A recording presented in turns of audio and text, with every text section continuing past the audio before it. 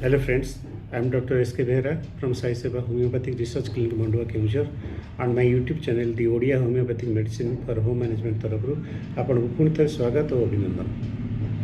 Today my topic is about different types of rheumatism बा बात। तेज दर्शक बंधु आम डे टू डे प्राक्टिस विभिन्न प्रकार बात जनित समस्या देखा पाई था। सेगुड़िक है रिमाटॉइड आर्थराइटिस, ओस्टियोआर्थराइटिस, लुम्बागो, बैकएक बा back pain, gout, arthritis, joints pain, muscular pain, sciatica, cervical spondylitis, lumbar spondylitis. तेरे यही सब जिते गुड़िए मु वर्ड बा शब्द कहली सेगुड़िक सबू समस्या बातजनित समस्या गणा हुए एवं से सबू समस्या गुड़िक देहर अवस्थिति अनुसार विभिन्न प्रकार नामकरण आम कर। तेरे दर्शक बंधु यही जेकोसी प्रकार बातजनित समस्या होना कहीं सबू बातजनित समस्या दुईटी मुख्य लक्षण थाए सेठी है बथा बिंधा बा फुला।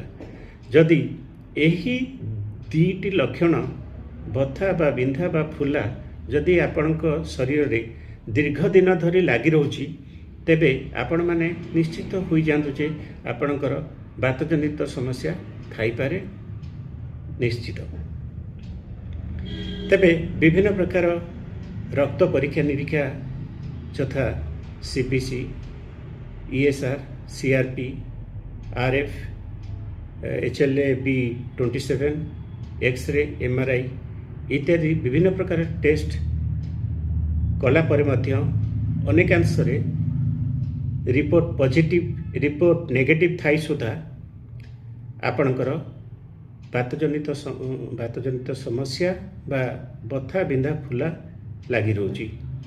जदि रिपोर्ट नेगेटिव थाई मध्य आपणकर यही सबू समस्या लगी रोची तेबे आपण माने निश्चित हो जातु जे आपणकर बातजनित समस्या थाई पारे।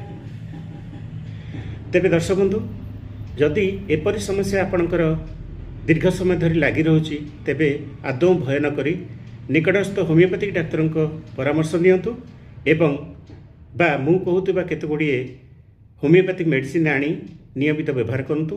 यही सबू औषध गुड़िक नियमित व्यवहार कले आपणकर बातजनित समस्या निश्चित भाव चलीजिवो। तेबे उक्त मेडिसिन गुड़िक है guaiacum Q, हाइमोसा Q, ginseng Q, यही तीनोटी मेडिसिन